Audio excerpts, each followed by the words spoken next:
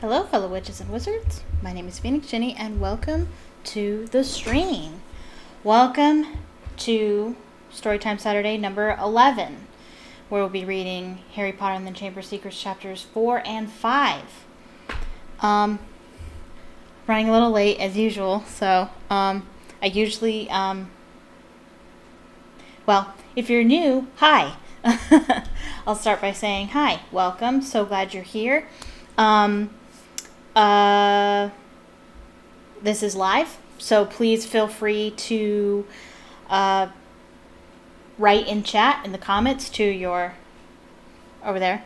It's over there on that side of the screen, or if you're on your phone, it's in the it's down below. The comment section is down below. This is live, and you can talk to me live. You can analyze the book with me, if you will, because that's what I do. If you're new and you don't know, this isn't a strict audiobook. I read the chapters, but I stop every so often to talk about what we're reading, and I make active commentary on what we're reading.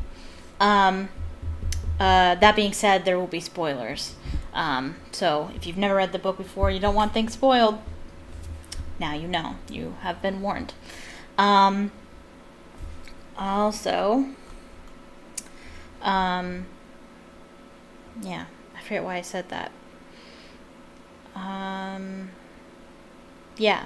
Oh, because the comment section. Yeah, you can analyze the book with me in the comment section. That's what I'm trying to say. And if you haven't already, click subscribe if you want more content like this. And click the notification bell next to it so you can be notified the next time I upload and the next time I go live. I go live every Thursday, Friday, and Saturday at 6 p.m. Eastern Standard Time right here on YouTube. Thursdays I play The Sims. Friday I play adventure games. And Saturday I do Storytime Saturdays like today. And follow me on Twitter. You get information about the streams and whether or not, sometimes I have to cancel. If I cancel, it'll be there on Twitter. You can follow me at the link in the description. Also, leave a like on the stream. Click that thumbs up button below the screen. It really helps. Tells YouTube that you like it, and it'll share it with other people. That way, I can get more viewers. Speaking of which, sometimes my chat is broken on my YouTube, so I'm going to pull it up on my phone just to make sure I'm not missing it. Just to make sure. There I am. Hello, hello, hello. Okay, good. Perfect. Okay. So yeah. Hi. Also, what we like to do here, or I like to do, is we like to have drinks. I like to have a drink with me when I am reading. And usually I have a hot chocolate or a water. Today, I have an adult beverage. But I usually get it ready beforehand. But it always takes me longer than I think it will to do my makeup, always. Just like, no, I have time. No, you don't. And now, I gotta figure out how, oh, my Doctor Who blanket will help me. I'll open that. There we go. Whoops. Drop the cap. Some ASMR drink pouring.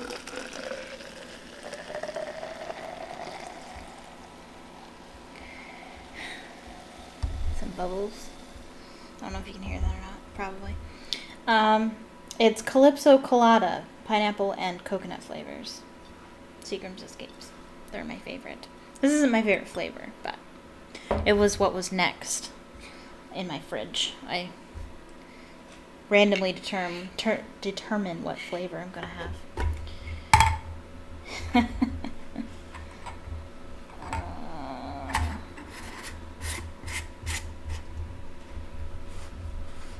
And I have it in my special tumbler that my good friend Haley got me for my birthday. I've never seen it before. It's on my icon thumbnail. That's what it's called. Let me get this cap. Bottle cap off. the floor. Almost dropped it again. Okay.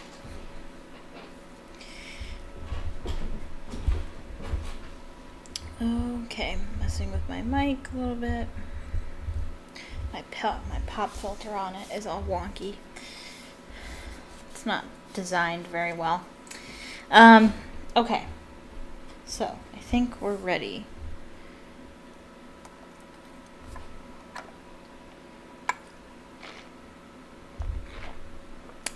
Like being on a beach. Alright. So, we left off on chapter 3. We're at the Burrow. No longer at the Dursleys. And we're going to go shopping. We're going to go school shopping. Yay! That's what this chapter is about. Okay. Is there anything else I need to say? There's usually a bunch of stuff I say at the beginning. I don't think so. Alright. Chapter 4. At Flourish and Blotts. Life at the Burrow was as different as possible from life on Privet Drive. The Dursleys liked everything neat and ordered. The Weasley house burst with a strange and unexpected. Harry got a shock the first time he looked in the mirror over the kitchen mantelpiece, and it shouted, tuck your shut in, Scruffy." The Gaul in the attic howled and dropped pipes whenever he felt things were getting too quiet, and small explosions from Fred and George's bedroom were considered perfectly normal. What Harry found most unusual about life at Ron's, however, wasn't the talking mirror or the clanging ghost. It was the fact that everybody there seemed to like him. Yeah, that's supposed to be how families go. You're supposed to get this sharp contrast from the Dursleys. The Dursleys being neat and orderly and mean, and the Weasleys being haphazard and crazy and warm and loving. Mrs. Weasley fussed over the state of his socks and tried to force him to eat 4th helpings at every meal. Mr. Weasley liked Harry to sit next to him at the dinner table so that he could bombard him with questions about life with Muggles, asking him to explain how things like plugs and the postal service worked. We don't even know. I mean, they don't even know. I'm not a Muggle. What? No, I'm not one of those. Fascinating, he would say as Harry talked him through using a telephone. Ingenious. Really, how many ways Muggles have found of getting along without magic? I mean, when you don't have it. Harry heard from Hogwarts one sunny morning, about a week after he had arrived at the Burrow. He and Ron went down to breakfast and found Mr. and Mrs. Weasley and Ginny already sitting at the kitchen table. The moment she saw Harry, Ginny accidentally knocked her porridge bowl to the floor with a loud clatter. Ginny seemed very prone to knocking things over whenever Harry entered a room. She dived under the table to retrieve the bowl and emerged with her face glowing like the setting sun. Pretending he hadn't noticed this, Harry sat down and took the toast Mrs. Weasley offered him. Very sweet. So I want you to pay attention to the way Ginny acts around Harry, especially in the beginning, because she will take a dramatic shift at around Goblet of Fire, Order of the Phoenix, where she becomes a different person. She stops being so clumsy around Harry, and she becomes her own person, because she stops pining for him, essentially. Wonder what that's like. Anyway, that was a joke. Okay. Letters from school, said Mr. Weasley, passing Harry and Ron identical envelopes of yellowish parchment, addressed in green ink. Dumbledore already knows you're here, Harry. Doesn't miss a trick, that man. You two have got them, too, he added as Fred and George ambled in, still in their pajamas. For a few minutes they were silent, as they all read their letters. Harry's told him to catch the Hogwarts Express as usual from King's Cross Station on September 1st. There was also a list of new books he'd need for the coming year. Second-year students will require the Standard Book of Spells Grade 2 by Miranda Goshawk, Break with the Banshee by Gilderoy Lockhart, Gadding with Ghouls by Gilderoy Lockhart, Holidays with Hags by Gilderoy Lockhart, Travels with Trolls by Gilderoy Lockhart, Voyages with Vampires by Gilderoy Lockhart, Wanderings with Werewolves by Gilderoy Lockhart, Year with the Yeti by Gilderoy Lockhart. Fred, who had finished his own list, peered over at Harry's.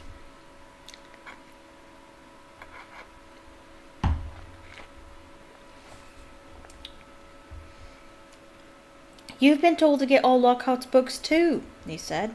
The new Defense Against the Dark Arts teacher must be a fan. Bet it's a witch. I think. At this point, Fred caught his mother's eye and quickly busied himself with the marmalade.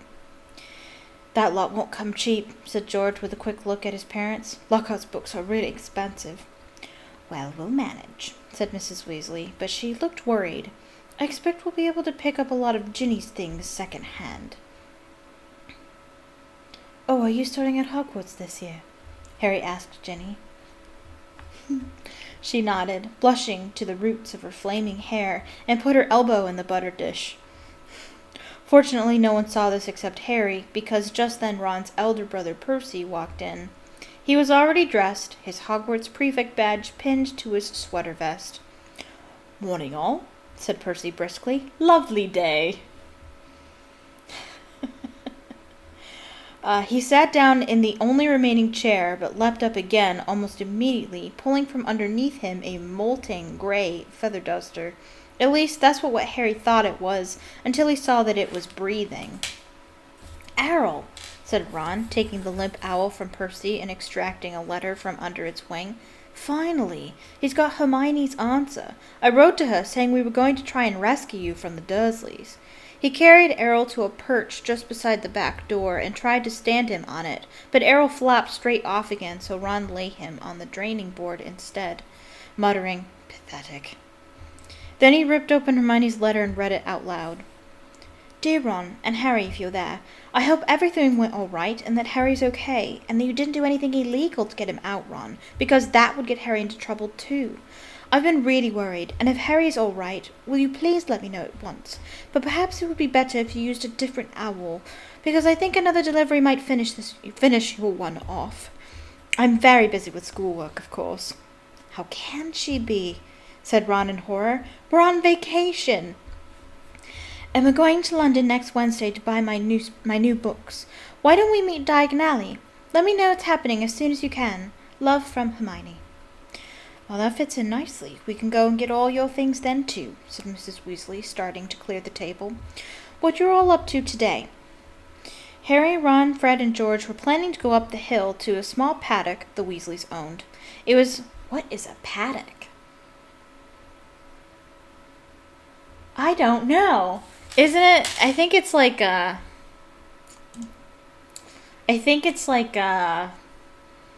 are those things called? Not a ranch. A field for horses. It's called something. A corral? I feel like there's another name for it.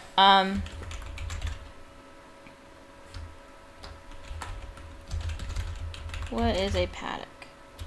For horses is the first thing that comes up. Small enclosure for horses. Yeah. Okay. Yeah. Yeah. What is the difference between a paddock and a corral? Is there a difference?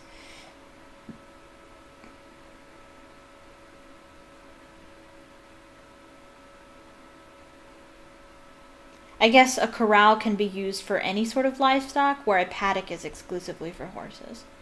Okay. That's what I thought it was. Okay. I lost my place.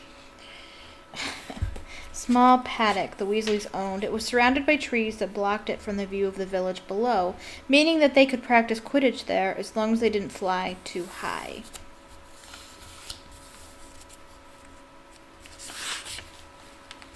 They couldn't use real Quidditch balls, which would have been hard to explain if they had escaped and flown away over the village. Instead, they threw apples for one another to catch. They took turns riding Harry's Nimbus 2000, which was easily the best broom. Ron's old shooting star was often outstripped by passing butterflies.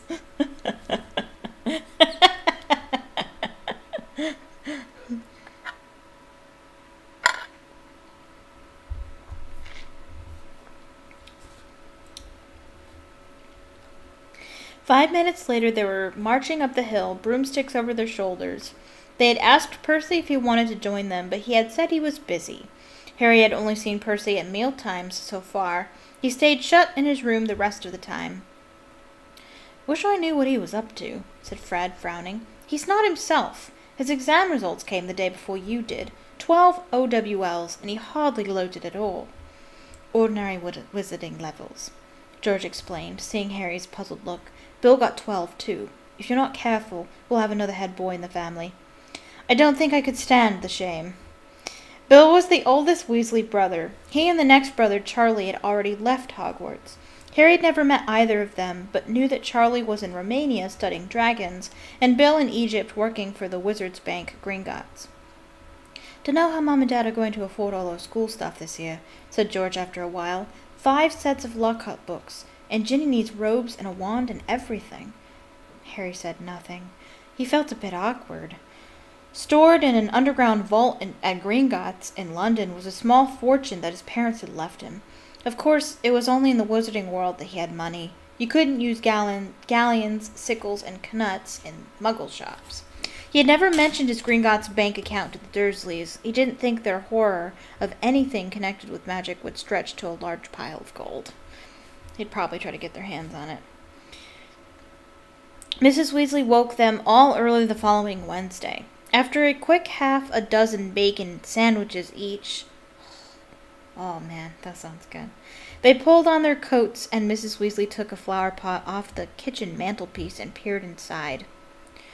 "We're running low, Arthur," she sighed. "We'll have to buy some more today." "Ah, well, guests first. Harry dear. After you, Harry dear." And she offered him the flower pot. Harry stared at them all, watching him. "Are you crazy?" "Well, what am I supposed to do?" he stammered. "He's never travelled by Floo powder," said Ron suddenly. "Sorry, Harry, I forgot." "Never?" said Mr. Weasley. "But how did you get to Diagon Alley to buy your school things last year?" "I went on the underground." "Really?" said Mr. Weasley eagerly. "Were there escapadors? How exactly—" "Not now, Arthur," said Mrs. Weasley. "Floo powder's a lot quicker, dear, but goodness me, if you've never used it before—" "He'll be all right, Mum," said Fred. "Harry, watch us first." He took a pinch of glittering powder out of the flower pot, stepped up to the fire, and threw the powder into the flames.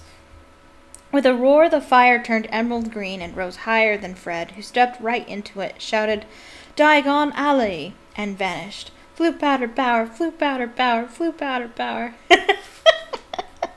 I should put that. I'm going to do that. There's my pencil. There's my pencil. How do you spell flu? It's different than you would think. Yeah, Floo.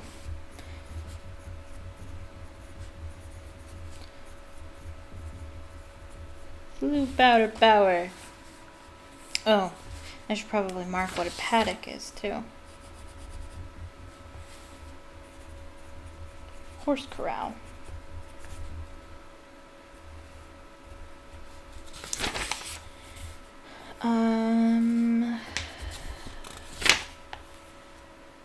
You must speak clearly, dear, Mrs. Weasley told Harry as George dipped his hand into the flower pot. "And be sure to get out at the right gate." "Great. I need to learn how to read."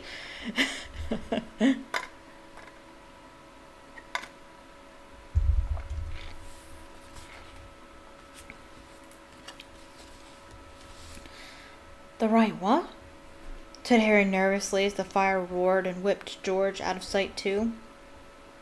"Well, there are an awful lot of wizard fires to choose from, you know," But as long as you've spoken clearly, he'll be fine, Molly, don't fuss, said Mr. Weasley, helping himself to Floo powder too. But dear, if he got lost, how would we ever explain to his aunt and uncle? They wouldn't mind, Harry reassured her. Dudley would think it was a brilliant joke if I got lost up a chimney. Don't worry about that. Well, all right. You go after Arthur, said Mrs. Weasley. Now, when you get into the fire, say where you're going. And keep your elbows tucked in, Ron advised. And your eyes shut, Mrs. Weasley. The soot. Don't fidget, said Ron. Bah! Learn how to read. Or you might well fall out of the wrong fireplace. But don't panic and get out too early. Wait until you see Fred and George.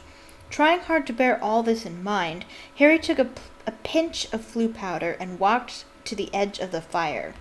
He took a deep breath, scattered the powder into the flames, and stepped forward. The fire felt like a warm breeze. He opened his mouth and immediately swallowed a lot of hot dust. Diagon Alley, he coughed. It felt as though he was being sucked down a giant drain. He seemed to be spinning very fast.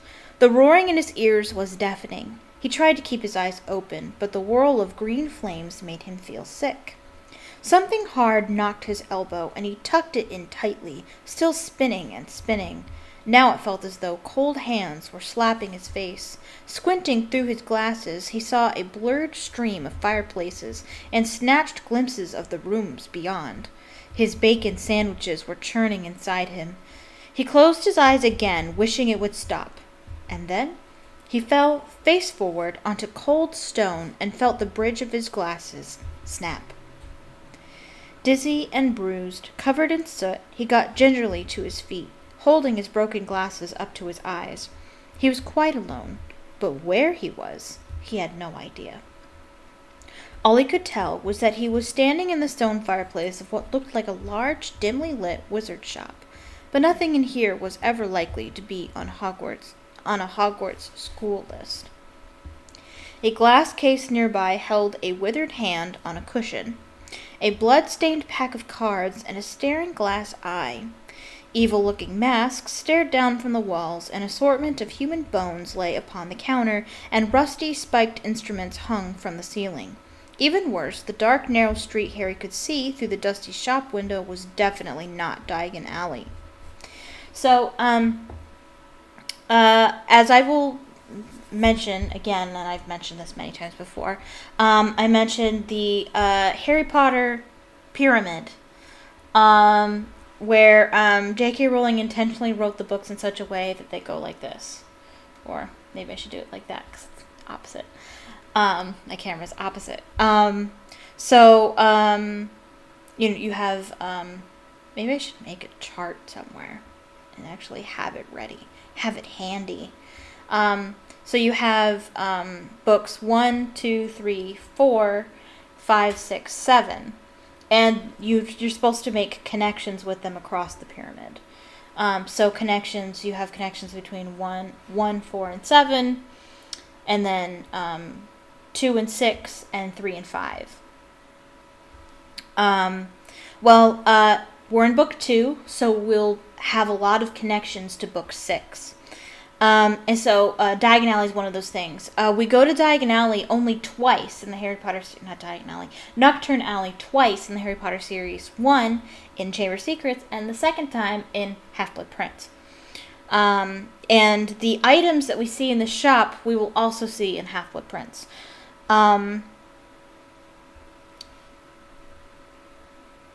I believe we see this withered hand on a cushion at the beginning, the first sentence there. We see that one. I marked it.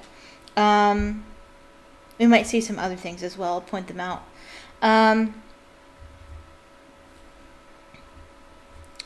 The sooner he got out of here, the better. Nose still stinging where he had hit the hearth, Harry made his way swiftly and silently toward the door. But before he'd got halfway toward it, 2 people appeared on the other side of the glass, and one of them was the very last person Harry wanted to meet when he was lost, covered in soot and wearing broken glasses, Draco Malfoy.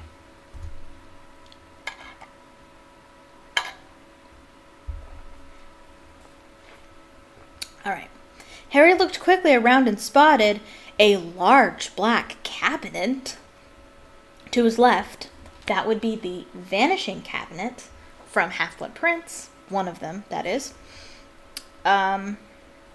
He shot inside it and pulled the doors closed, leaving a small crack to peer through. Seconds later, a bell clanged and Malfoy stepped into the shop. The man who followed could only be Draco's father. He had the same pale, pointed face and identical cold gray eyes.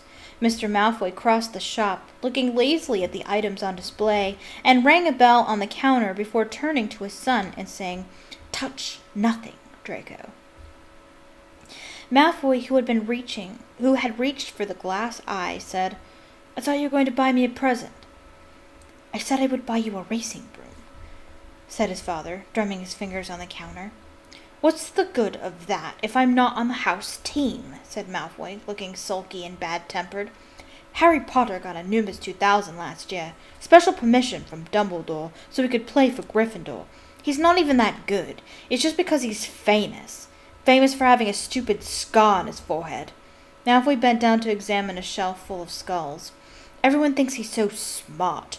Wonderful Potter with his scar on his broomstick. You have told me this at least a dozen times already," said Mr. Malfoy with a quelling look at his son. "And I would remind you that it is not prudent to appear less than fond of Harry Potter. Not when most of our kind regard him as the hero who made the Dark Lord disappear. Ah, Mr. Borgin."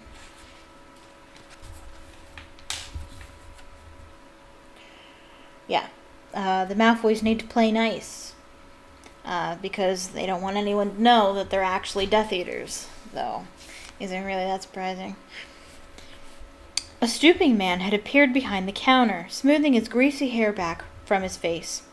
"Mr. Malfoy, what a pleasure to see you again," said Mr. Borgin in a voice as oily as his hair. "Delighted. And young Master Malfoy, too. Charmed. How may I be of assistance? I must show you just in today. Very reasonably priced.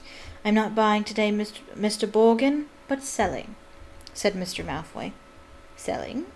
The smile faded slightly from Mr. Borgin's face. "You have heard, of course, that the Ministry is conducting more raids," said Mr. Weasley. Weasley? I was thinking of Mr. Weasley, because he's the one who's conducting the raids. Mr. Malfoy, taking a roll of parchment from his inside pocket and unraveling it for Mr. Borgin to read. "I have a few, items at home that might embarrass me if the Ministry would call." Mr. Borgin fixed a pair of pince nez. That's how you pronounce it. That's how the French pronounce it. Pince nez. I'll just say it that way. Mr. Borgin fixed a pair of pince nez to his nose. That's little spectacles that don't have stems, that you just stick it on your nose. Or fix it in your eye, I believe. No, that one's a monocle. The one on your nose is the pince nez. That's why it's called a pince nez. Nez means nose in French. It's little spectacles that you just stick on your nose. "The Ministry wouldn't presume to trouble you, sir, surely?" Mr. Malfoy's lip curled. "I have not been visited yet. The name Malfoy still commands a certain respect. Yet the Ministry grows ever more meddlesome. There are rumors about a new Muggle Protection Act. No doubt that flea-bitten, muggle-loving fool Arthur Weasley is behind it." Harry felt a hot surge of anger. "And as you see, certain of these poisons might make it appear—" "I understand, sir, of course," said Mr. Borgin. "Let me see." "Can I have that?" interrupted Draco, pointing at the withered hand on its cushion. "Oh, wait! That isn't Half-Blood Prince. When I saw it earlier, I was like, why did I mark that? Right here, a glass case nearby held a withered hand on a cushion. And I was like, and I underlined it and I put HBP, and I'm like, is that just something they see in Half-Blood Prince? No, Draco buys it. He uses it in the Battle of the Tower. It gives light to the beholder, doesn't it? Like, he uses Peruvian instant darkness powder. I believe that's what he does. To confuse everybody, but he has the withered hand, so he's able to see in it. Oh my gosh, it's like she knew. It's like Joanne knew that he was going to use this later, so she made sure that he points it out. Oh my goodness, that's cool. Okay.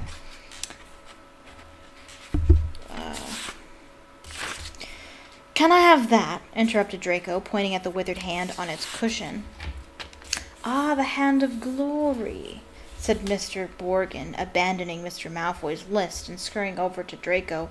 Insert a candle, and it gives light only to the holder. Best friend of thieves and plunderers. Your son has fine taste, sir.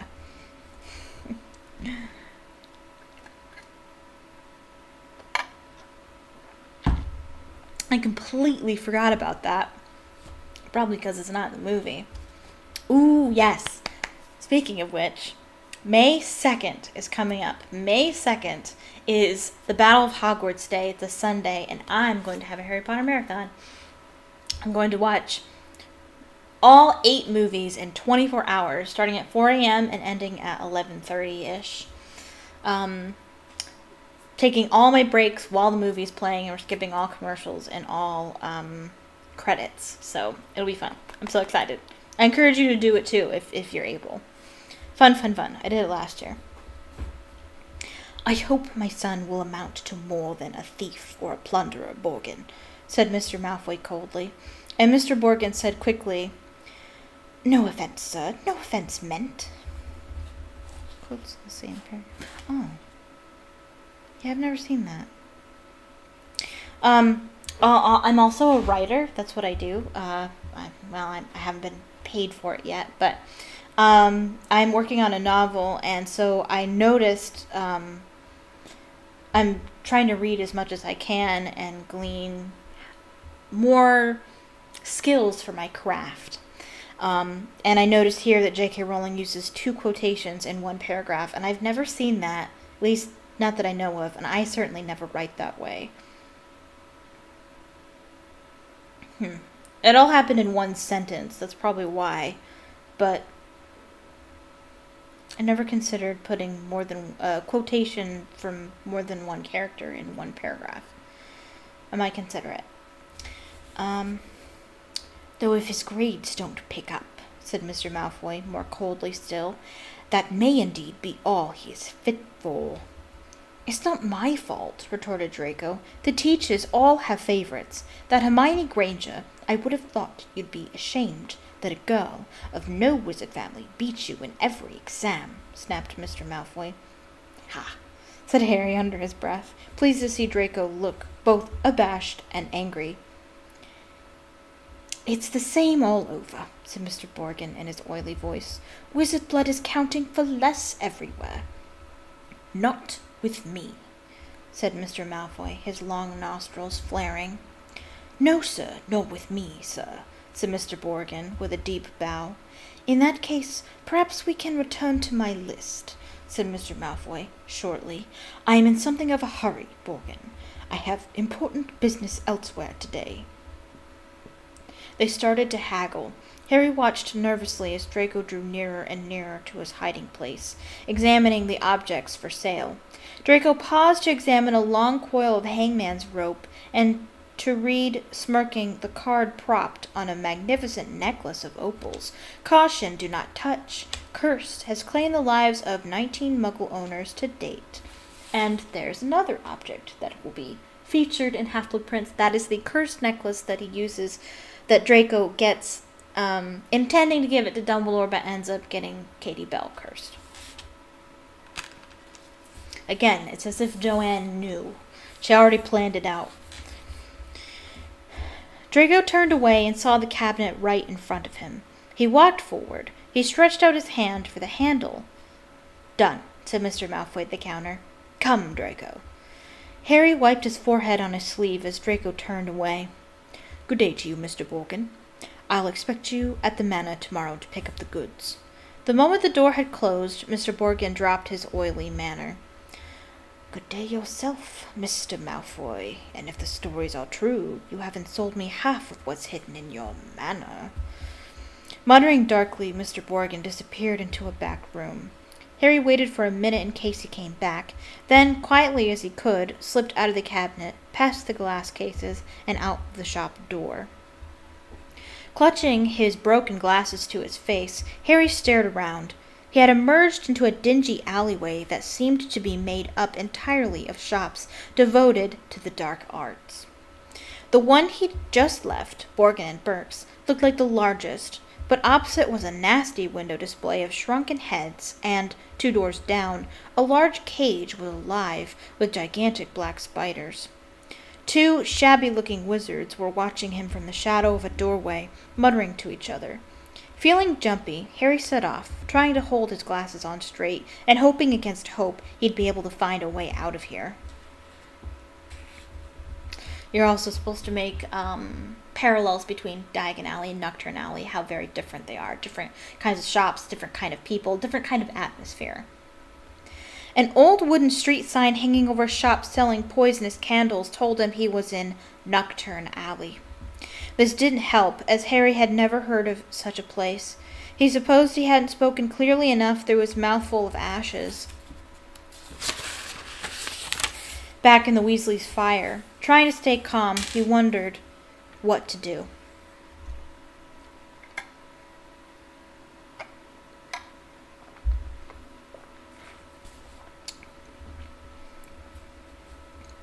"Not lost, are you, my dear?" said a voice in his ear, making him jump. An aged witch stood in front of him, holding a tray of what looked horribly like whole human fingernails. She leered at him, showing mossy teeth. Harry backed away. "I'm fine, thanks," he said. "I'm just—" "Harry, what do you think you're doing down there?"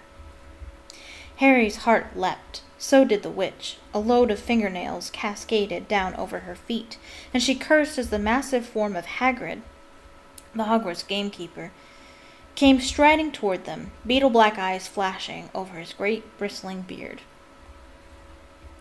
"Hagrid!" Harry croaked in relief. "I was lost. Flue powder." Hagrid seized Harry by the scruff of the neck and pulled him away from the witch, knocking the tray right out of her hands. Her shrieks followed them all the way along the twisting alleyway out. Into bright sunlight. Harry found a familiar, snow-white marble building in the distance. Gringotts Bank. Hagrid had steered him right into Diagon Alley. "You're a mess," said Hagrid gruffly, brushing soot off Harry so forcefully he nearly knocked him into a barrel of dragon dung outside an apothecary. "Skulking around Nocturne Alley? I don't know. Dodgy place, Harry. Don't want no one to see you down there." "I realized that," said Harry, ducking as Hagrid made to brush him off again. "I told you I was lost. What were you doing down there anyway?" Hagrid is also a red herring. How I mentioned how Percy's kind of a red herring as to who the heir Slytherin is. Someone who's sneaking around, doing weird things, and we don't know quite what he's up to. Hagrid is another red herring. He's in Nocturne Alley for some strange reason. Only a place where bad wizards go. Supposed to be a little suspicious of him. "I was looking for a flesh-eating slug repellent," growled Hagrid. "The ruin in the school cabbages. You're not on your own." "I'm staying with the Weasleys, but we got separated," Harry explained. "I've got to go and find them." They set off together down the street. "How come you never wrote back to me?" said Hagrid as Harry jogged alongside him. He had to take 3 steps to every stride of Hagrid's enormous boots. Harry explained all about Dobby and the Dursleys. "Lousy muggles," growled Hagrid. If I'd have known." "Harry! Harry! Over here!" Harry looked up and saw Hermione Granger standing at the top of the white flight of steps to Gringotts. She ran down to meet them, her bushy brown hair flying behind her. "What happened to your glasses?" "Hello, Hagrid." "Oh, it's wonderful to see you two again." "Are you coming into Gringotts, Harry?" "As soon as I found the Weasleys," said Harry. You won't have long to wait," Hagrid said with a grin. Harry and Hermione looked around. Sprinting up the crowded street were Ron, Fred, George, Percy, and Mr. Weasley. Harry, Mr. Weasley panted, we hoped you'd only gone one grade too far. He mopped his glistening bald patch. Molly's frantic. She's coming now. Where did you come out? Ron asked. Nocturne Alley, said Hagrid grimly. Excellent, said Fred and George together. Not excellent. We've never been allowed in, said Ron enviously.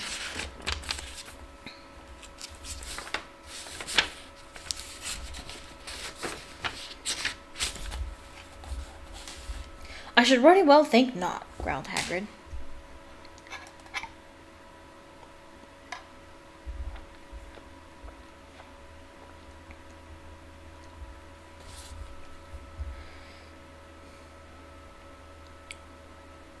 Mrs. Weasley now came galloping into view, her handbag swinging wildly in one hand, Ginny just clinging onto the other. Oh, Harry! Oh, my dear! You could have been anywhere! Gasping for breath, she pulled a large clothes brush out of her bag and began sweeping off the soot Hagrid hadn't managed to beat away. Mr. Weasley took Harry's glasses, gave them a tap of his wand, and returned them, good as new. Well, that was Hermione in the movie. Well, gotta be off, said Hagrid, who was having his hand wrung by Mrs. Weasley. Nocturne Alley, if you hadn't found him, Hagrid. See you at Hogwarts. And he strode away, head and shoulders taller than anyone else in the packed street. Guess who I saw in Borgin and Burke's? Harry asked Ron and Hermione as they climbed the Gringotts steps. Malfoy and his father. Did Lucius buy anything? No, but he's selling. He's got shit in his house. Go get him!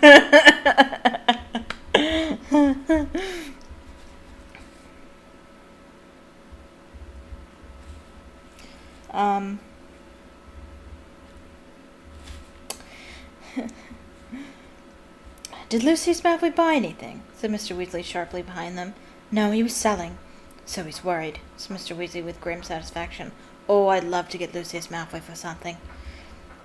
You be careful, Arthur, said Mrs. Weasley sharply as they were bowed into the bank by a goblin at the door. That family's trouble. Don't go biting off more than you can chew. So you don't think I'm a match for Lucius Malfoy, said Mr. Weasley indignantly, but he was distracted almost at once by the sight of Hermione's parents, who were standing nervously at the counter that ran all along the great marble hall, waiting for Hermione to introduce them. But you're Muggles, said Mr. Weasley delightedly. We must have a drink. What's that you got there?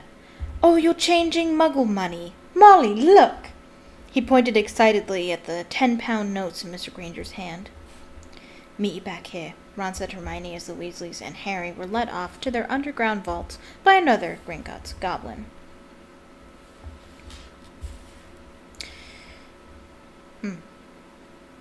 Yeah, well,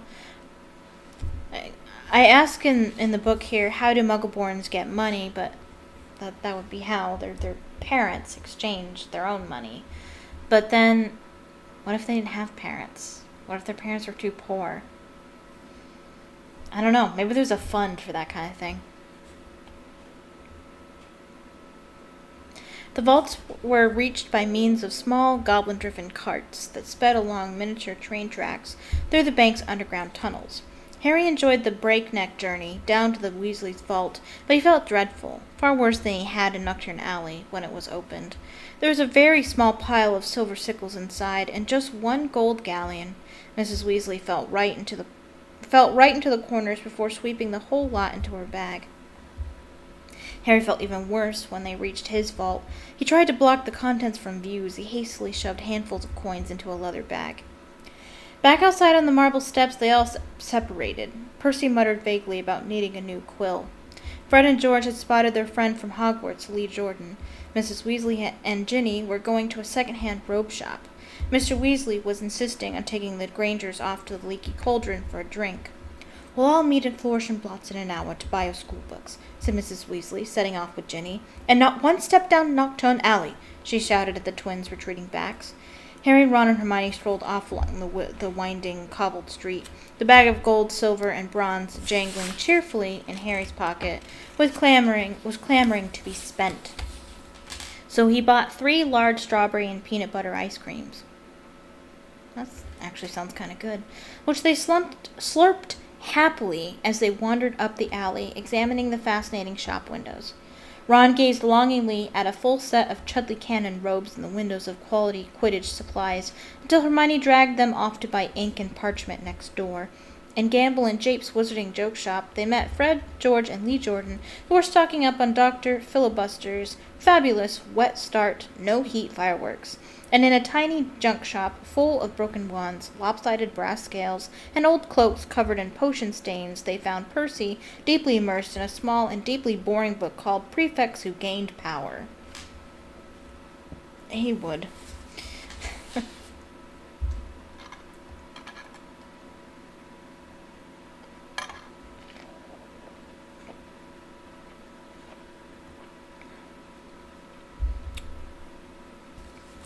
A study of Hogwarts prefects and their later careers, Ron read aloud off the back cover.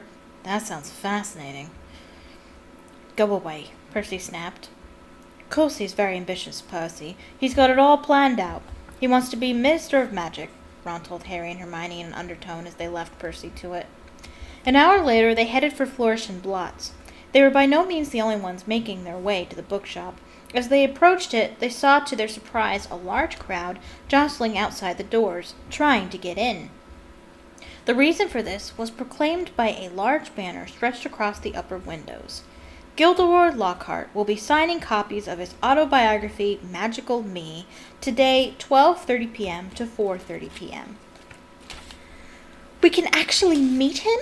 Hermione squealed. I mean, he's written almost the whole book list. The crowd seemed to be made up mostly of witches around Mrs. Weasley's age. A harassed-looking wizard stood at the door, saying, Calmly please, ladies. Don't push there. Mind the books now. Harry, Ron, and Hermione squeezed inside. A long line wound right to the back of the shop where Gilderoy Lockhart was signing his books.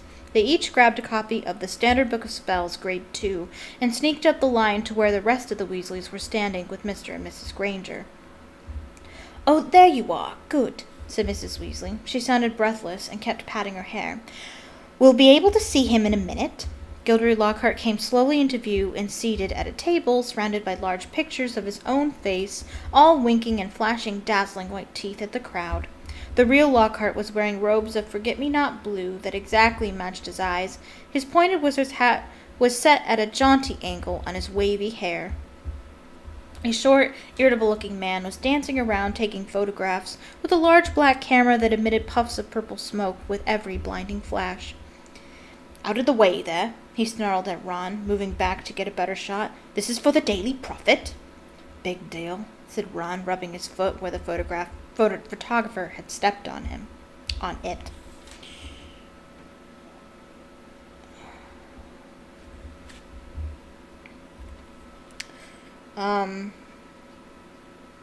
That's also something that J.K. Rowling does a lot in these books. She does what's called false appearances, where a character will appear one way, but they're actually another way. Judging by Gilderoy's appearance, you would expect him to be, I don't know, a good guy. You'd expect him to be nice. You'd expect him to be of quality character because he dresses so cleanly and so nicely and he has a dazzling smile. But he's actually really rotten underneath, as we'll see later. Or sooner. I mean, I don't think it's that hard to figure out what kind of person he is. Gilderoy Lockhart heard him. He looked up. He saw Ron. And then he saw Harry. He stared. Then he leapt to his feet and positively shouted, It can't be Harry Potter.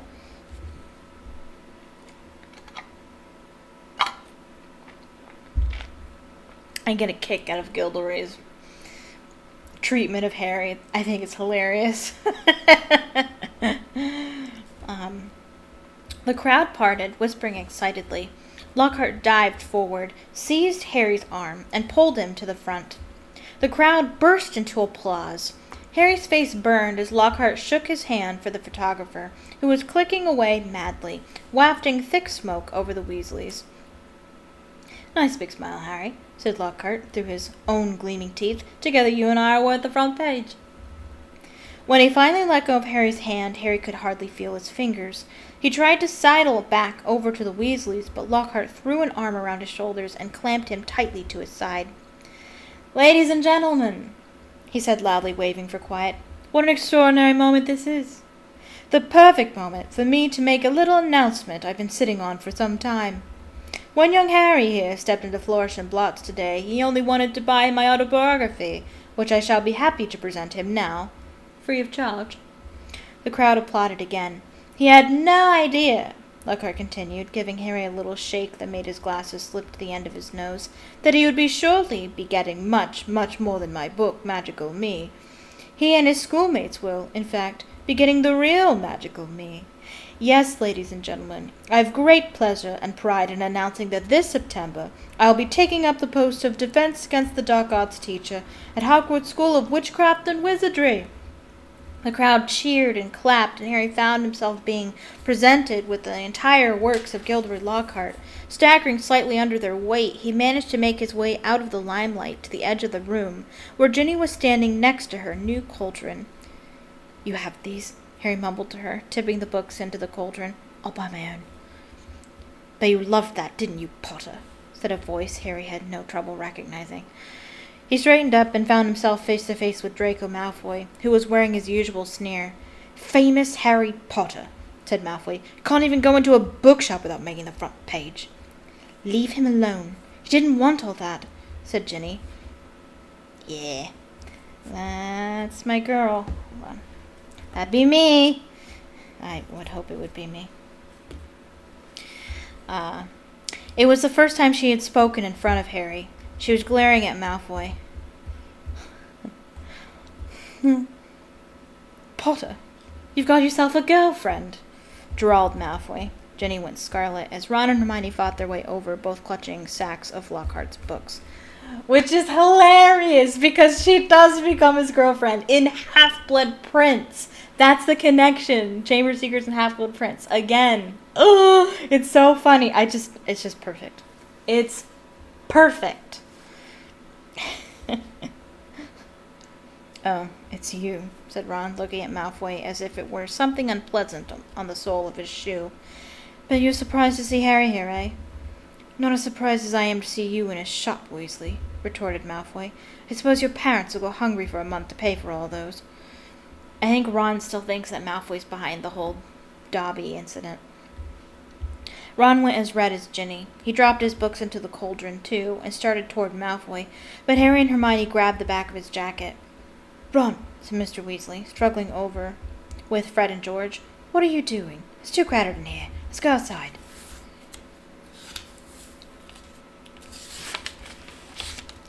Well, well, well. Arthur Weasley.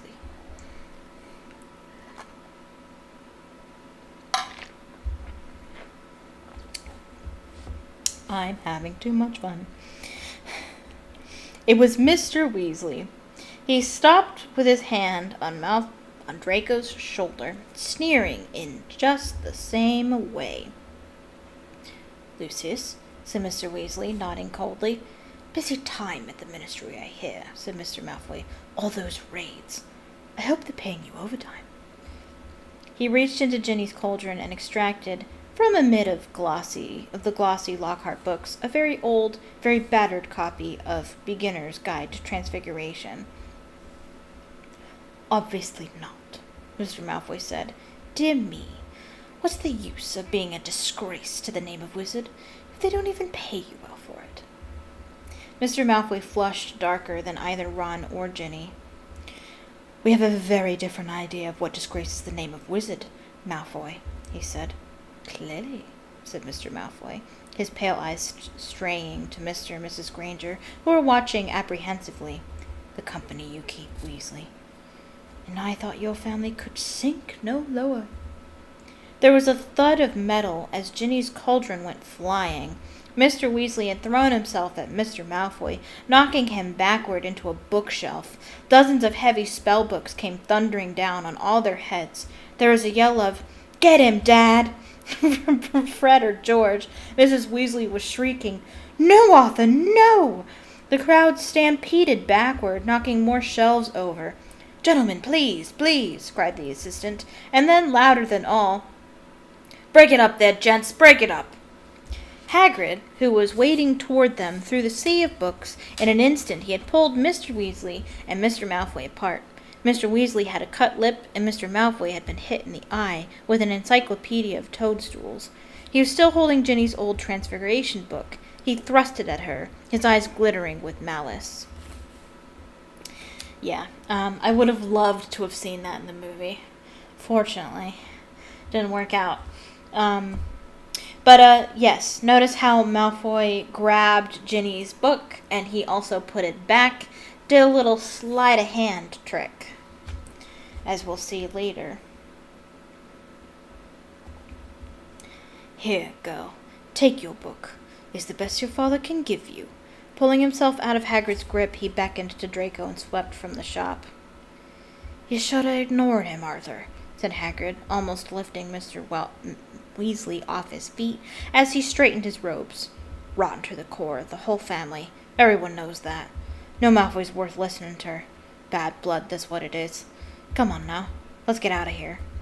The assistant looked as though he wanted to stop them leaving, but he barely came up to Hagrid's waist and seemed to think better of it. They hurried up the street, the Grangers shaking with fright, and Mrs. Weasley beside herself with fury. A fine example to set for your children. Brawling in public. What Gilderoy Lockhart must have thought. He was pleased, said Fred. Didn't you hear him as we were leaving? He was asking that bloke from the Daily Prophet if he'd been able to work the fight into his report. Said it was all publicity, but it was a subdued group that headed back to the fireside in the Leaky Cauldron, where Harry, the Weasleys, and all their shopping would be traveling back to the Burrow using Floo powder. They said goodbye to the Grangers, who were leaving the pub for the Muggle Street on the other side. Mr. Weasley started to ask them how bus stops worked, but stopped quickly at the look on Mrs. Weasley's face. Harry shook off his glasses and put them safely into his pocket Harry took off his glasses and put them safely in his pocket before helping himself to Floo powder. It definitely wasn't his favorite way to travel. It's better than a few ways you will try, is what I wrote below that. It's better than, it's probably still better than apparition, disapparating. Still not fun. I don't imagine it would be fun. But anyway, that is the end of chapter 4, which means it's time for a break. Okay, so now I'm going to take a 15-minute break. So now is a good time to get up, stretch, get a snack, get a drink, use the restroom, do what you have to do. I will do what I have to do, and I will be right back. Welcome back, fellow witches and wizards. And now it is time to read Chapter 5 of Harry Potter and the Chamber of Secrets.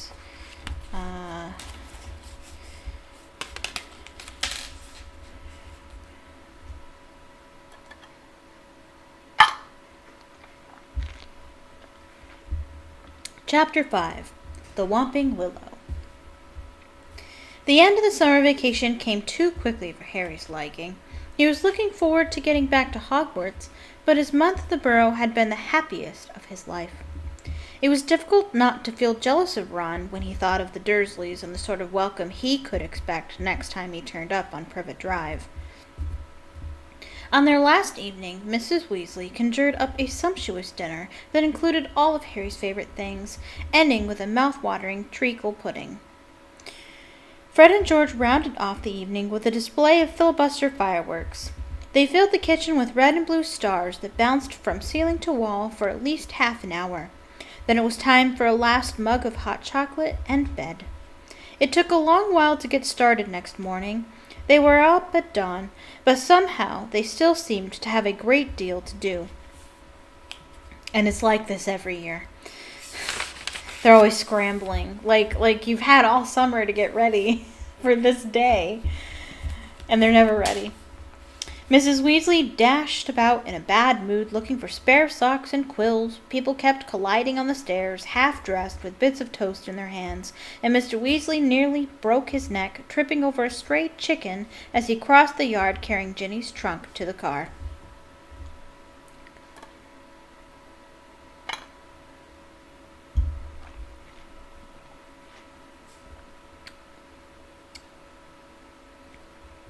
Harry couldn't see how 8 people, 6 large trunks, 2 owls, and a rat were going to fit into one small Ford Anglia. He had reckoned, of course, without the special features that Mr. Weasley had added. "Not a word to Molly," he whispered to Harry as he opened the trunk and showed him how it had been magically expanded so that the luggage fitted easily. Which makes me think, wouldn't Molly notice? But maybe not. Because if you grew up with magic, you just assumed that things worked magically. She might not even think, oh, this is magic. It's probably just normal to her. When at last they were all in the car, Mrs. Weasley glanced into the back seat, where Harry, Ron, Fred, George, and Percy were all sitting comfortably side by side, and said, "Muggles do know more than we give them credit for, don't they?" See, exactly my point. She didn't suspect that it was magic at all. She assumed, oh, these Muggles are just really smart.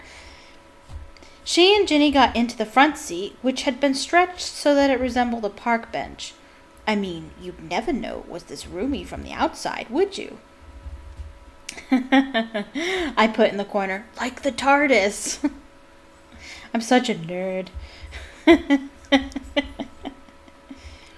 Mr. Weasley started up the engine and they trundled out of the yard, Harry turning back for a last look at the house. He barely had time to wonder when he'd see it again when they were back. George had forgotten his box of filibuster fireworks. 5 minutes after that, they skidded to a halt in the yard so that Fred could run in for his broomstick. They had almost reached the highway when Ginny shrieked that she'd left her diary. Maybe she should have left it. Because this diary she's talking about is the same diary that she got from Lucius Malfoy in the last chapter. Tom Riddle's diary. That's the same diary. To think the book almost went in a completely different direction until Ginny told them to turn back. By the time she had clambered back into the car, they were running very late and tempers were running high. Mr. Weasley glanced at his watch and then at his wife. "Molly, dear." "No, Arthur. No one would see. This little button here is an invisibility boost I installed. That'd get us up in the air. Then we fly above the clouds.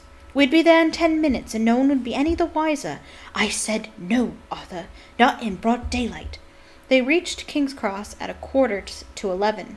Mr. Weasley dashed across the road to get trolleys for their trunks, and they all hurried into the station. Harry had caught the Hogwarts Express the previous year. The tricky part was getting onto the platform 9 3/4, which wasn't visible to the Muggle eye. What you had to do was walk through the solid barrier dividing platforms 9 and 10. It didn't hurt, but it had to be done carefully so that none of the Muggles noticed you vanishing. And I think the way it works is that you have to believe that you will go through. I think that's how it works. It's not necessarily magic. It's just if you have magic, you know automatically that you'll go through, that it will actually work, that it's a false wall. Whereas Muggles would be apprehensive, be like, no, you can't go through walls. That's not a thing. I think that's how it works. From what I recall, but I could be wrong about that.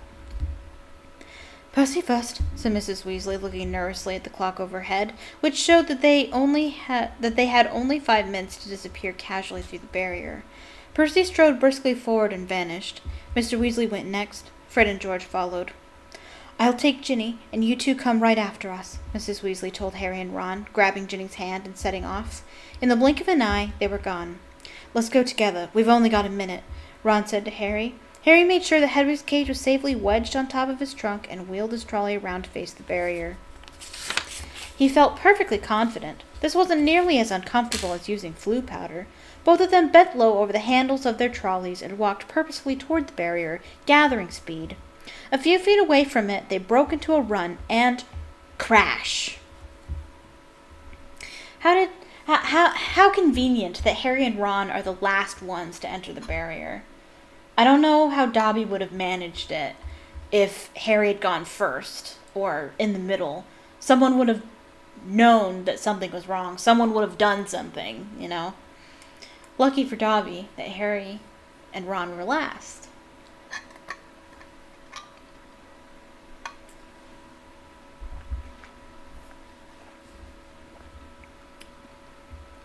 Both trolleys hit the barrier and bounced backward.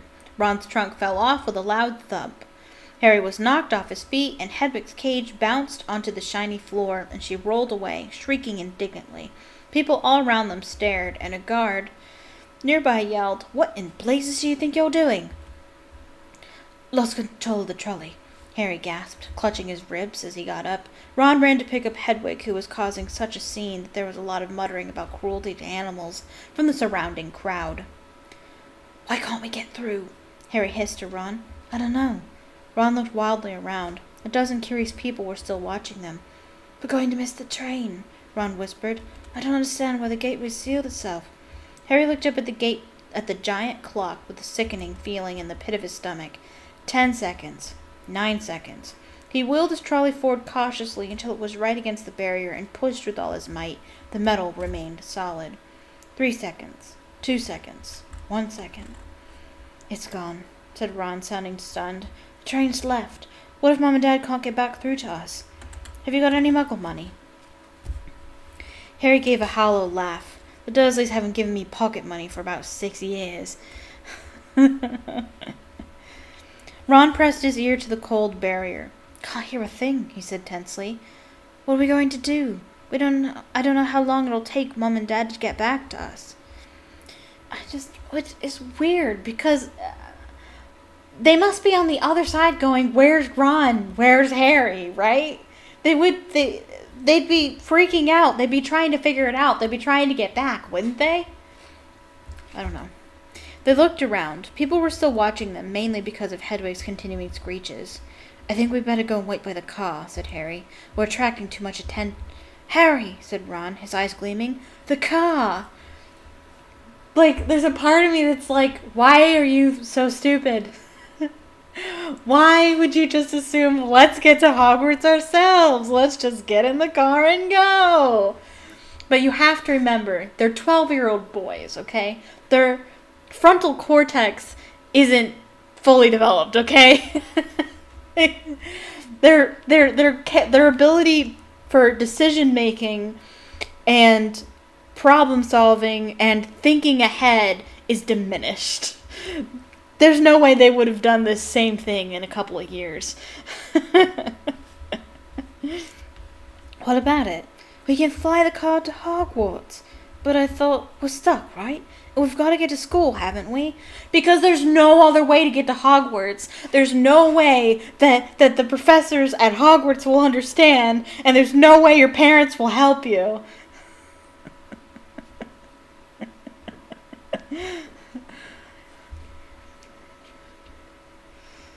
Oh, no. Yeah, no, that would be terrible. Yeah, no. Imagine 12-year-olds driving to school when a car that couldn't fly. That would be disastrous.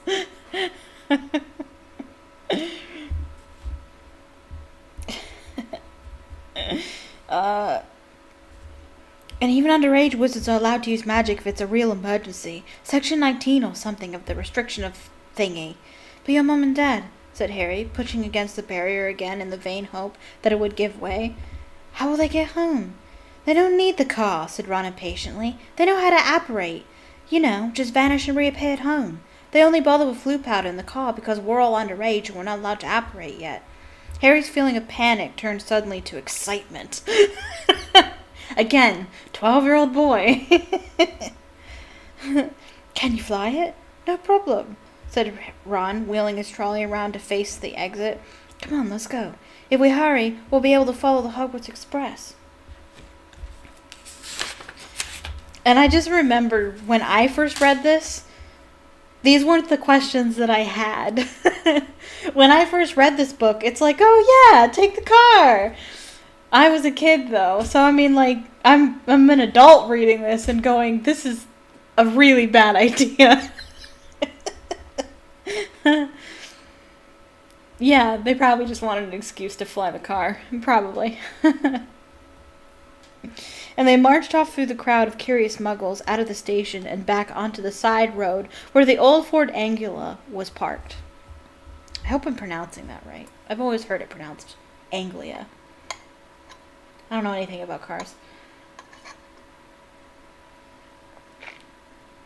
I know everything there is to know about Harry Potter.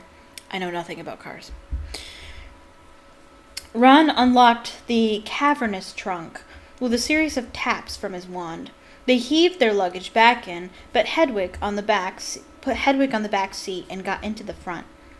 Check that no one's watching, said Ron, starting the ignition with another tap of his wand. Harry stuck his head out of the window.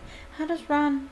Okay, well, I guess Ron does get in trouble for this. He doesn't get in trouble by the Ministry, but I'm sure the professors at Hogwarts had something to do with that. I'm sure Dumbledore has something to do with that. Because, I mean, like, he's actually using his wand to fly this car. So the Ministry has to keep track of that. But then maybe it's at platform 9 3/4, so they expect, students. They're probably not thinking, underage magic. They're just like, well, there's a bunch of underage wizards getting on the train to Hogwarts.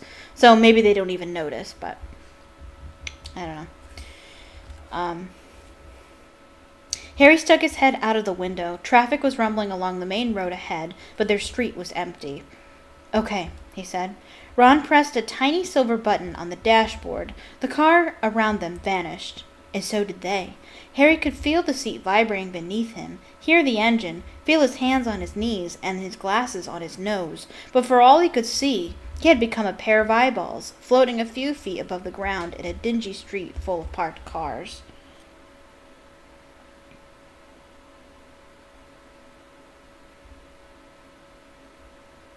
Oh, I'm just reading a note that I have in my book.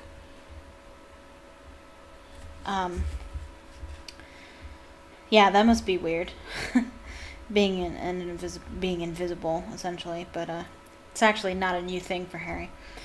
Let's go, said Ron's voice from his right, and the ground and the dirty buildings on either side fell away, dropping out of sight as the car rose. In seconds, the whole of London lay, smoky and glittering, below them. Then there was a popping noise, and the car, Harry and Ron, reappeared. Uh-oh, said Ron, jabbing at the invisibility booster. It's faulty! Both of them pummeled it. The car vanished. Then it flickered back again. Hold on, Ron yelled, and he slammed his foot on the accelerator. They shot straight into the low, woolly clouds, and everything turned dull and foggy. Now what? Said Harry, blinking at the solid mass of cloud pressing in on them from all sides. We need to see the train to know what direction to go in, said Ron. Dip back down again, quickly. They dropped back underneath the clouds and twisted around in their seats, squinting at the ground. I can see it, Harry yelled. Right ahead. There. The Hogwarts Express was streaking along below them like a scarlet snake. Due north, said Ron, checking the compass on the dashboard.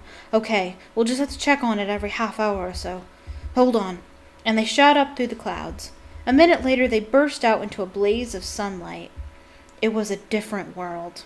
The wheels of the car skimmed the sea of fluffy cloud, the sky a bright, endless blue under the blinding white sun.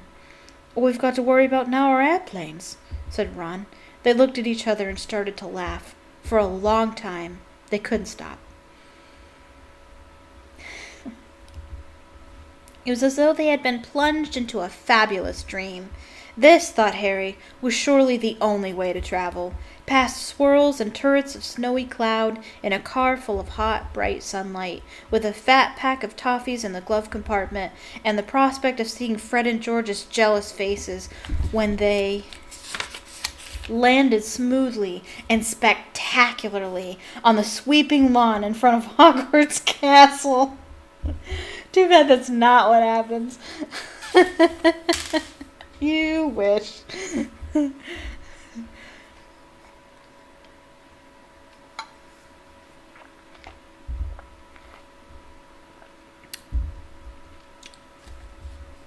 They made regular checks on the train as they flew farther and farther north. Each dip beneath the clouds showing them a different view.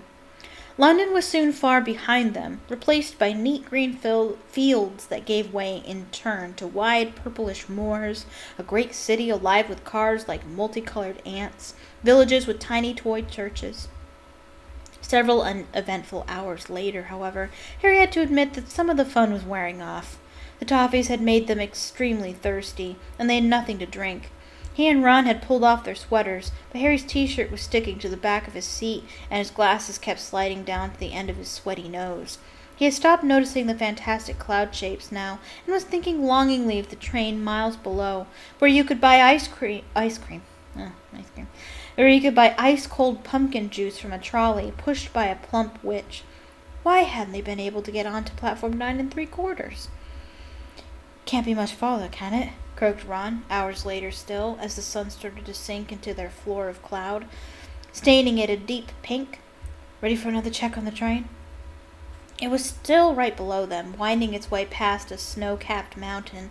It was much darker beneath a canopy of clouds. Ron put his foot on the accelerator and drove them upward again, but as he did so, the engine began to whine. Harry and Ron exchanged nervous glances.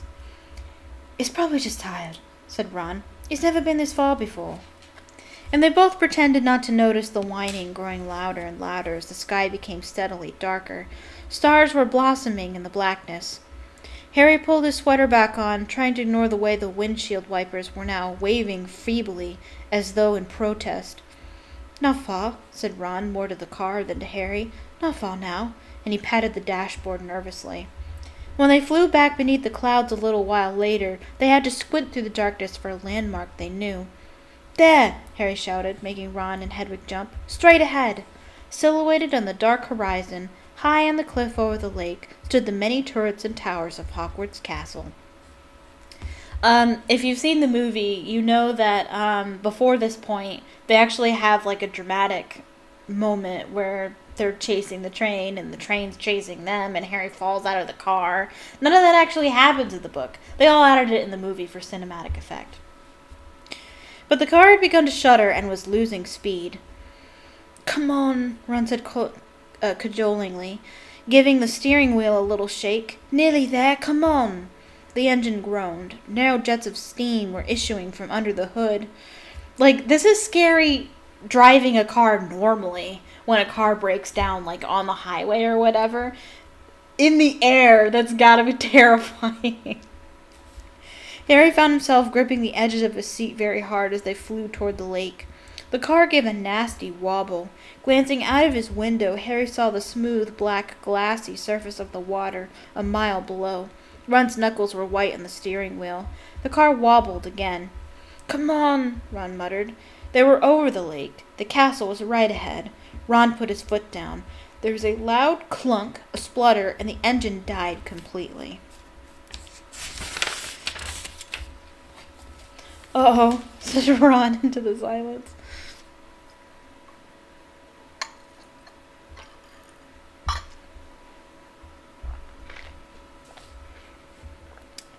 The nose of the car dropped. They were falling, gathering speed, heading straight for the solid castle wall. "No!" Ron yelled, swinging the steering wheel around. They missed the dark stone wall by inches as the car turned in a great arc, soaring over the dark greenhouses, then the vegetable patch, and then out over the black lawns, losing altitude all the time. Ron let go of the steering wheel completely and pulled his wand out of his back pocket. "Stop! Stop!" he yelled, whacking the dashboard and the windshield, but they were still plummeting, the ground flying up toward them. "Watch out for that tree!" Harry bellowed, lunging for the steering wheel, but too late. Crunch! With an ear-splitting bang of metal on wood, they hit the thick tree trunk and dropped to the ground with a heavy jolt. Steam was billowing from under the crumpled hood. Hedwig was shrieking in terror. A golf ball-sized lump was throbbing on Harry's head where he had hit the windshield, and to his right, Ron let out a low, despairing groan. Seatbelts. This is why seatbelts are important. "Are you okay?" Harry said urgently. "My wand," said Ron in a shaky voice. "Look at my wand." It had snapped almost in two and tipped with dangling. The tip was dangling limply, held held on by a few splinters. I just really like that part of the movie. Harry's like, be thankful it's not your neck. No. Harry opened his mouth to say he was sure they'd be able to mend it up at the school, but he never even got started. At that very moment, something hit his side of the car with the force of a charging bull, sending him lurching sideways into Ron, just as an equally heavy blow hit the roof. What's happened? Ron gasped, staring through the windshield, and Harry looked around just in time to see a branch as thick as a python smash into it. The tree they had hit was attacking them. Its trunk was bent almost double, and its gnarled boughs were pummeling every inch of the car it could reach. Ah! Said Ron, as another twisted limb punched a large dent into his door. The windshield was now trembling under a hail of blows from knuckle-like twigs, and a branch as thick as a battering ram was pounding furiously on the roof, which seemed to be caving. Run for it! Ron shouted, throwing his full weight against his door, but next second they'd been knocked backward into Harry's lap by a vicious uppercut from another branch. We're done for, he moaned as the ceiling sagged, but suddenly the floor of the car was vibrating. The engine had restarted. Reverse! Harry yelled, and the car shot backward. The tree was still trying to hit them. They could hear its roots creaking as it almost ripped itself up, lashing out at them as they sped out of reach. That, panted Ron, was close. Well done, car. The car, however, had reached the end of its tether. With two sharp clunks, the doors flew open, and Harry felt his seat tip sideways. Next thing he knew, he was sprawled on the damp ground. Loud thuds told him that the car was ejecting their luggage from the trunk. Hedwig's cage flew through the air and burst open. She rose out of it with an angry screech and sped off toward the castle without a backward look.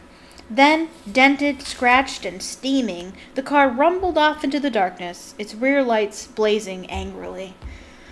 J.K. Rowling has always been good at personification. She's really good at making inanimate objects feel alive. That car, you feel like it has its own character.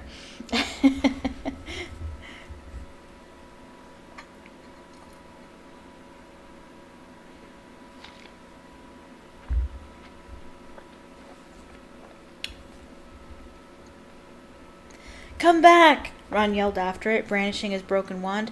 That'll kill me! But the car disappeared from view with one last snort from its exhaust. Can you believe our luck? Said Ron miserably, bending down to pick up Scabbers. Of all the trees we could have hit, we had to get the one that hits back. He glanced over his shoulder at the ancient tree, which was still flailing its branches threateningly. Come on, said Harry warily. We'd better get up to the school.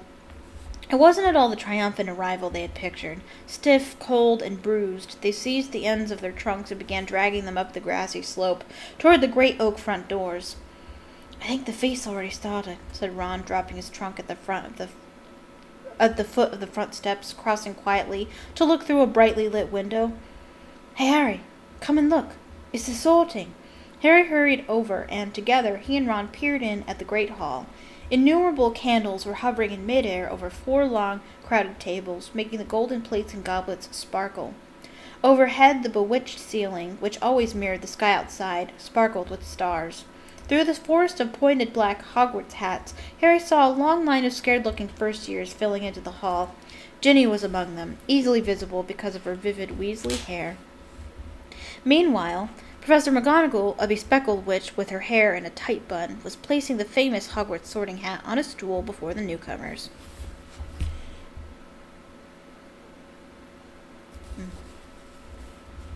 Every year, this age-old hat, patched, frayed, and dirty, sorted new students into the 4 Hogwarts houses: Gryffindor, Hufflepuff, Ravenclaw, and Slytherin. Harry well remembered putting it on, exactly 1 year ago, and waiting, petrified, for its decision as it muttered aloud in his ear. For a few horrible seconds he had feared that the hat was going to put him in Slytherin, the house that had turned out more dark witches and wizards than any other, but he had ended up in Gryffindor, along with Ron, Hermione, and the rest of the Weasleys. Last term, Harry and Ron had helped Gryffindor win the house championship, beating Slytherin for the first time in 7 years. A very small, mousy-haired boy had been called forward to place the hat on his head. Harry's eyes wandered past him toward Professor Dumbledore. The headmaster sat watching the sorting hat from the staff table, his long silver beard and half-moon glasses shining brightly in the candlelight. Several seats along, Harry saw Gilderoy Lockhart dressed in robes of aquamarine, and there at the end was Hagrid, huge and hairy, drinking deeply from his goblet. "Hang on," Harry muttered to Ron. "There's an empty chair at the staff table. Where's Snape?" Professor Severus Snape was Harry's least favorite teacher. Harry had also happened to be Snape's least favorite student. Cruel, sarcastic, and disliked by everybody except the students from his own house, Slytherin, Snape taught potions. "Maybe he's ill," said Ron hopefully. "Maybe he's left," said Harry, "because he missed out on the Defense Against the Dark Arts job again."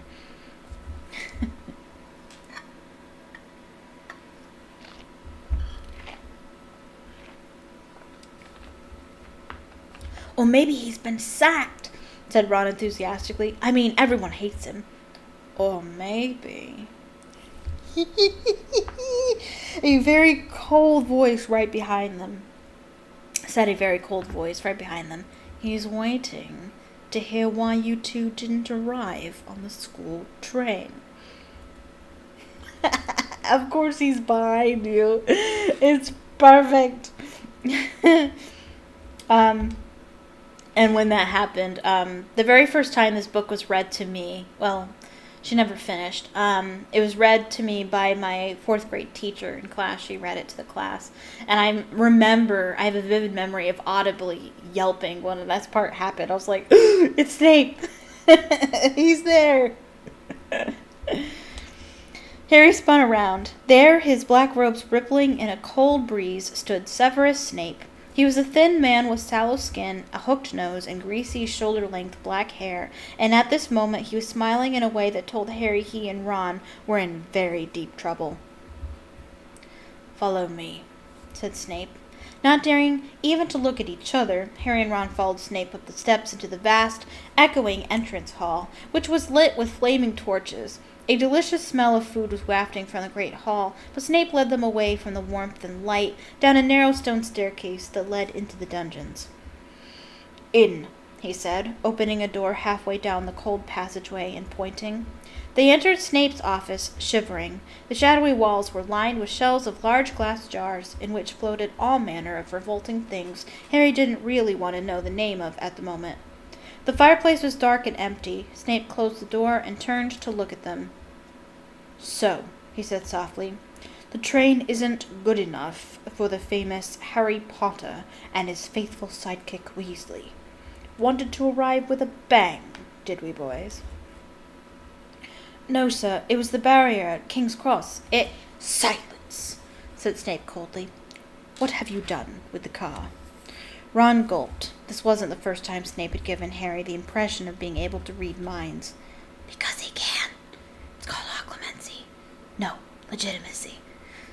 Occlumency is protection from reading minds, as I always say. But a moment later, he understood as Snape unrolled today's issue of the Evening Prophet. "You were seen," he hissed, showing them the headline, "Flying Ford Angula, Mystified Muggles." He began to read aloud. "2 Muggles in London, convinced they saw an old car flying over the post office tower. At noon in Norfolk, Mrs. Hetty Bayliss, while hanging out her washing. Mr. Angus Fleet, of Feebles, reported to police. 6 or 7 Muggles in all.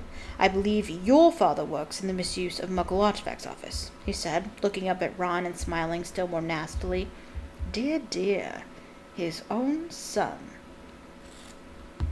Oh, that's killer. Harry felt as though he had just been walloped in the stomach by one of the mad tree's larger branches. If anyone found out Mr. Weasley had bewitched the car, he hadn't thought of that. No, you hadn't.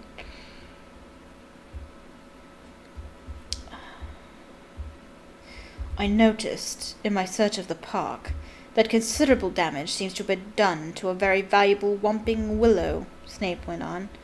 "That tree did more damage to us than we," Ron blurted out. "Silence!" snapped Snape again. Most unfortunately, you are not in my house, and the decision to expel you does not rest with me. I shall go and fetch the people who do have that happy power. Wait here." Harry and Ron stared at each other, white-faced. Harry didn't feel hungry anymore. He now felt extremely sick. He tried not to look at a large, slimy something suspended in green liquid on a shelf behind Snape's desk. If Snape had gone to fetch Professor Mcgonagall, head of Gryffindor House, they were hardly any better off. She might be fairer than Snape, but she was still extremely strict.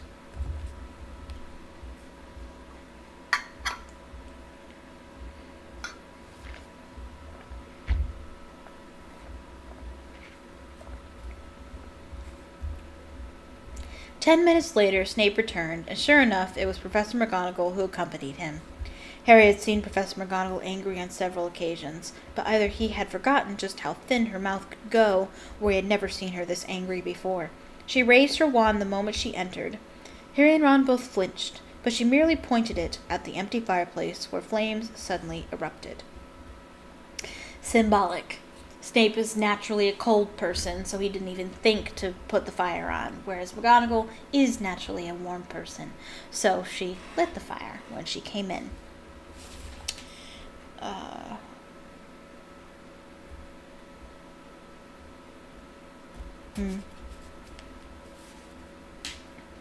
"Sit," she said, and they both backed into chairs by the fire.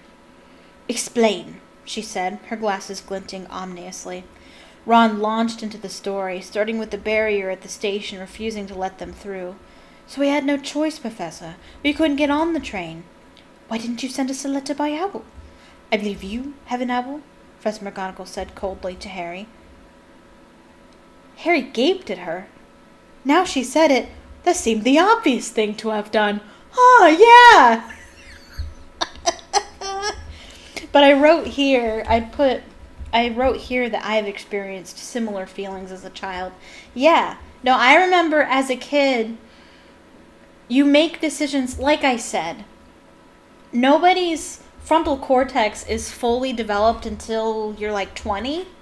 So that's why teenagers are more likely to make rash, stupid decisions. And I just remember that when I was a kid, I did stupid things too. And it wasn't to be stupid, it was because I honestly didn't think of a different solution. Like, the solution I had in mind seemed like the right one. And that's the way they were too. They thought they were doing something completely logical, and come to find that that's not the logical thing to do. Yeah. I didn't think that, said Professor McGonagall. "It's obvious." There was a knock on the office door, and Snape, now looking happier than ever, opened it. There stood the headmaster, Professor Dumbledore. Harry's whole body went numb. Dumbledore was looking unusually grave. He stared down his very crooked nose at them, and Harry suddenly found himself wishing he and Ron were still being beaten up by the Whomping Willow. It's really significant that Harry isn't bothered by disappointing Snape, obviously. He's not bothered by disappointing Professor McGonagall. He is bothered disappointing Dumbledore. Like, Dumbledore is somebody that he really looks up to, and he hates that he disappointed him. It says a lot about Dumbledore's character. There was a long silence. Then Dumbledore said, "Please explain why you did this." It would have been better if he had shouted. Harry hated the disappointment in his voice. For some reason, he was unable to look Dumbledore in the eyes, and spoke instead to his knees. He told Dumbledore everything except that Mr. Weasley owned the bewitched car, making it sound as though he and Ron had happened to find a flying car parked outside the station. He knew Dumbledore would see through this at once, but Dumbledore asked no questions about the car. When Harry had finished, he merely continued to peer at them through his spectacles. "We'll go and get our stuff," said Ron in a hopeless sort of voice. "What are you talking about, Weasley?" barked Professor McGonagall. "Well, you're expelling us, aren't you?" said Ron. Harry looked quickly at Dumbledore. Not today, Mr. Weasley, said Dumbledore, but I must impress upon both of you the seriousness of what you have done. I will be writing to both your families tonight. I must also warn you that if you do anything like this again, I will have no choice but to expel you. Which is important to remember. The way they do this in the movie is interesting. The idea that if they do anything bad again, they'll be expelled. But in the end, they end up breaking the rules again and saving the school. And Dumbledore, in the movie, threatens to expel them, or pretends to threaten to expel them. But then he was like, no, I'm actually going to give you the awards for special services to the school. Being ironic about his initial warning against them breaking the rules because they will be expelled. Snape looked as though Christmas had been cancelled. He cleared his throat and said, Professor Dumbledore, these boys have flouted the decree for the restriction of underage wizardry, caused serious damage to an old and valuable tree. Surely acts of this nature. It will be for Professor Mcgonagall to decide on these boys' punishments, Severus, said Dumbledore calmly. They are in her house, and are therefore her responsibility. He turned to Professor McGonagall. I must go back to the feast, Minerva. I've got to give out a few notices. Come, Severus. There's a delicious-looking custard tart I want to sample.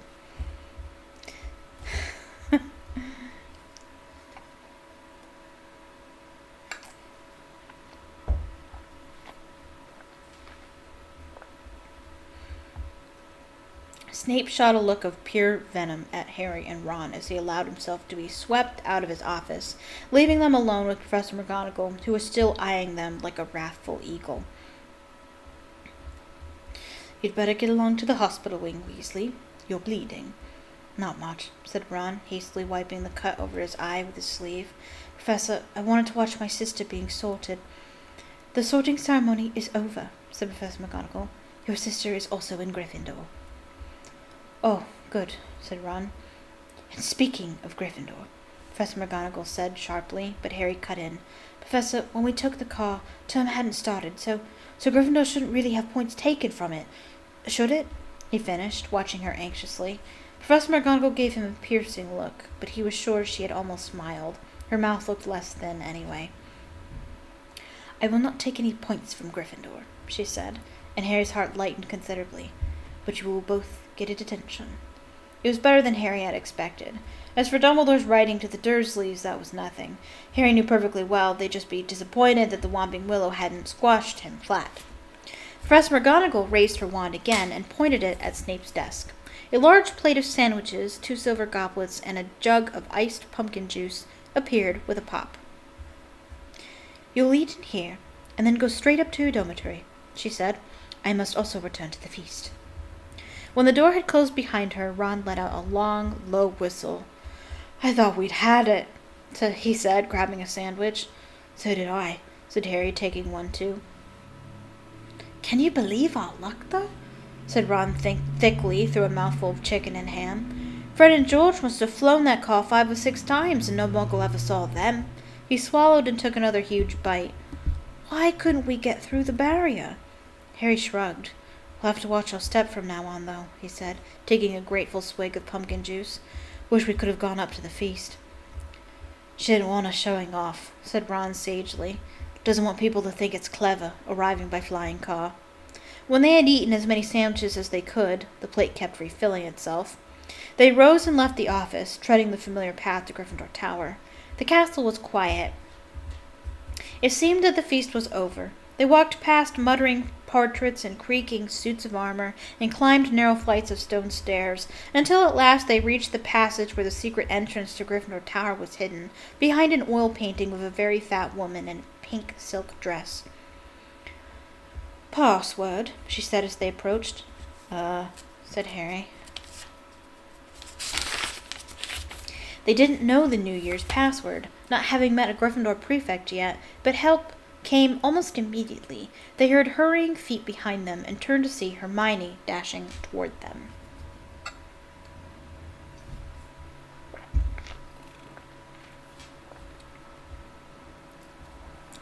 There you are. Where have you been? The most ridiculous rumors. Someone said you'd been expelled for crashing a flying car.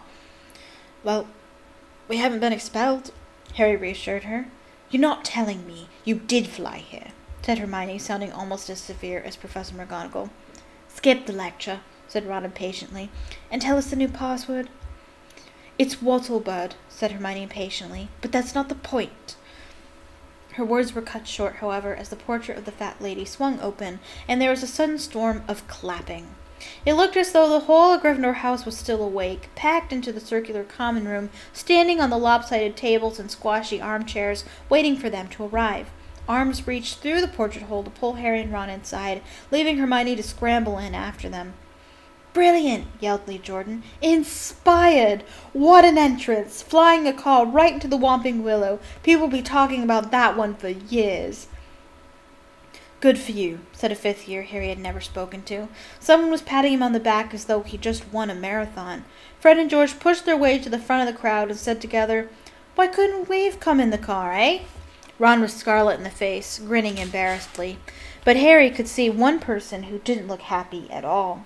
Percy was visible over the heads of some excited first years, and he seemed to be trying to get near enough to start telling them off. Harry nudged Ron in the ribs and nodded in Percy's direction. Ron got the point at once. Got to get upstairs. Bit tired, he said, and the two of them started pushing their way toward the door on the other side of the room, which led to a spiral staircase and the dormitories. Night, Harry called back to Hermione, who was wearing a scowl just like Percy's. They managed to get to the other side of the common room, still having their backs slapped, and gained a piece of the staircase. They hurried up it, right to the top, and at last reached the door of their old dormitory, which now had a sign on it saying, Second Years. They entered the familiar circular room with its 5 four-posters hung with red velvet and its high, narrow windows. Their trunks had been brought up for them and stood at the ends of their beds. Ron grinned guiltily at Harry. I know I shouldn't have enjoyed that or anything, but... The dormitory door flew open, and in came the other second-year Gryffindor boys, Seamus Finnegan, Dean Thomas, and Neville Longbottom. Unbelievable, beamed Seamus. Cool, said Dean. Amazing, said Neville, awestruck. Harry couldn't help it. He grinned, too.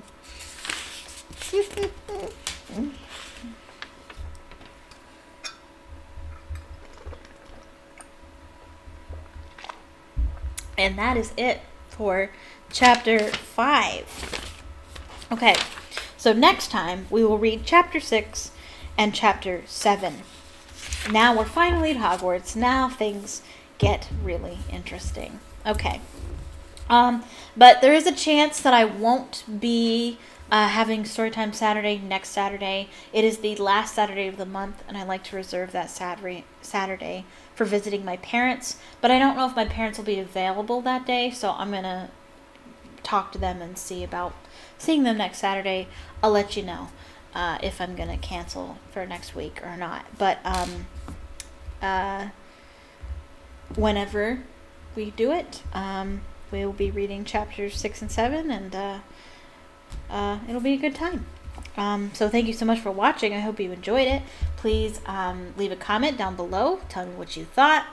If you're watching the video after the fact, please leave a like on the video, especially, or on the stream. If you're watching the stream after the fact, even if it's not live anymore, the like still counts. And if you'd like more content like this, click the subscribe button and click the notification bell so you can be notified the next time I upload and the next time I live stream. I'll be live streaming again on Thursday at 6 p.m. Eastern Standard Time right here on YouTube, where I'll be playing The Sims 4, and I'll be building a honeymoon house for my Sims 4 Let's Play. And then on Friday, I will be playing more The Testament of Sherlock. Yeah, and follow me on Twitter, link in the description. Twitter's a good place for getting information about my upcoming streams, so you can get to my Twitter page through that link in the description. Thank you so much again for watching, and I hope you have a magical evening. Bye-bye.